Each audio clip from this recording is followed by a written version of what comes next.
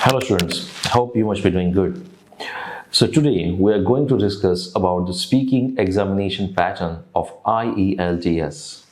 So आज हम discuss करने वाले हैं कि IELTS एग्ज़ाम जो होती है उसके अंदर स्पीकिंग का जो एग्ज़ाम होता है, स्पीकिंग मॉड्यूल का जो एग्ज़ाम होता है उसका फॉर्मेट, उसका तरीका कैसे लिया जाता है उसकी हम डिटेल में बात करेंगे. So basically there will be total 3 parts in the examination as generally said. The very first part is the basic questions, second is cue card, and third is follow-up questions. However, I would like to add there is another that zero level task या उसको बोलेंगे pre introductory session. तो उसमें क्या होता है pre introductory में, जैसे ही आप एग्जाम रूम में जाएंगे एग्जामिनर जो है वो आपसे सबसे पहले जैसे आप बैठोगे नॉर्मल ग्रीटिंग के साथ परमिशन के बाद examiner will ask you about your full name and you have to exactly tell the name same as 100% same as of your passport. Then second question will be examiner will ask you how may I call you. तो आपको generally ये बोलना है you can call me by my first name. Then examiner will ask you for your ID saying may I see your ID please and you have to give the original passport. ये 3 question होने के बाद आपका actual speaking जो है वो शुरू होगा.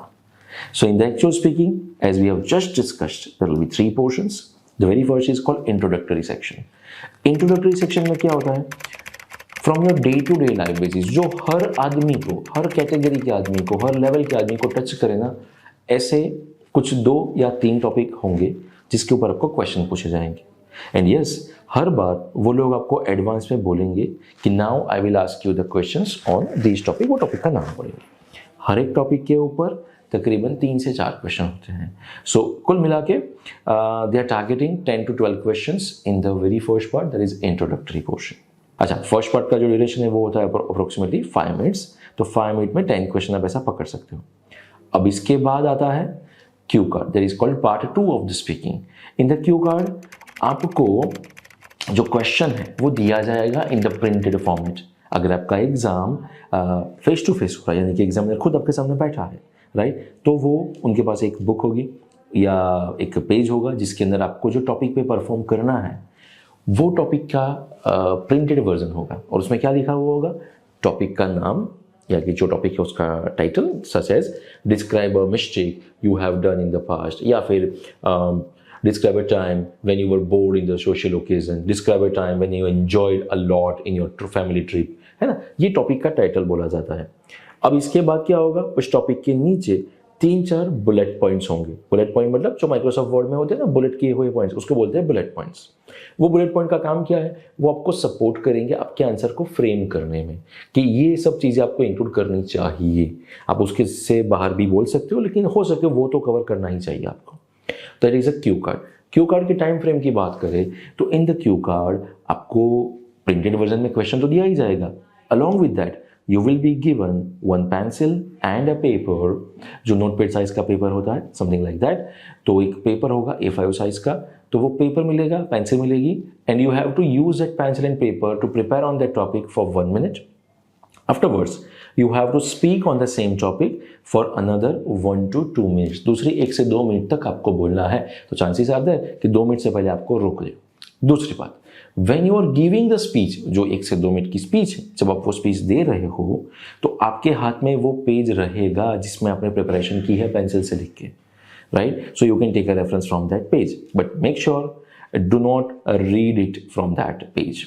Alright, do not read from that page.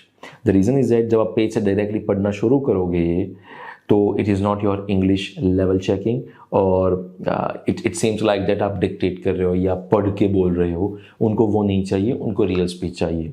तो वो लोग पेज क्यों अलाउ करते हैं, they are not checking your memory.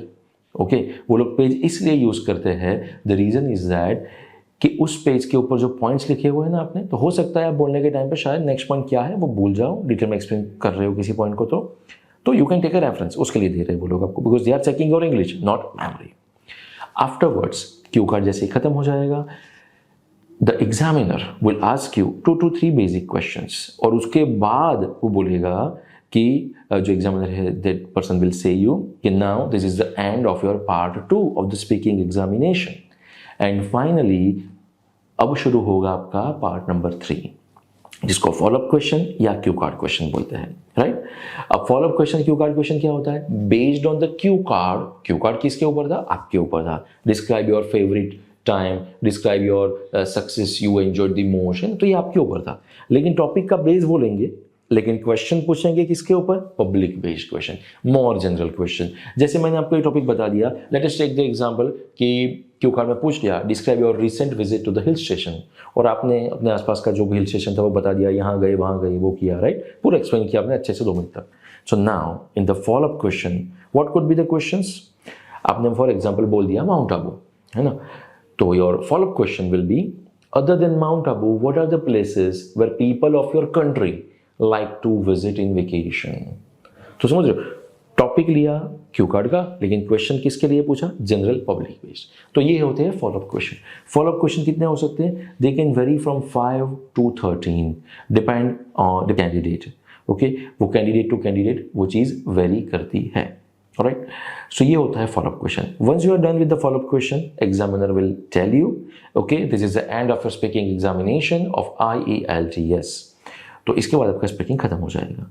Ideally real exam में स्पीकिंग के जो स्लॉट होते हैं वो 20 मिनट्स के होते हैं। However the speaking used to get over before like 15 minutes. इसलिए वो लोगों का कैम्ब्रिज जो है ना, कैम्ब्रिज यूनिवर्सिटी, उनके ऑफिशियल ब्रोशर में या ऑफिशियल पेज पे लिखा हुआ है कि स्पीकिंग का एग्जाम जो होता है that is for 11 to 14 minutes.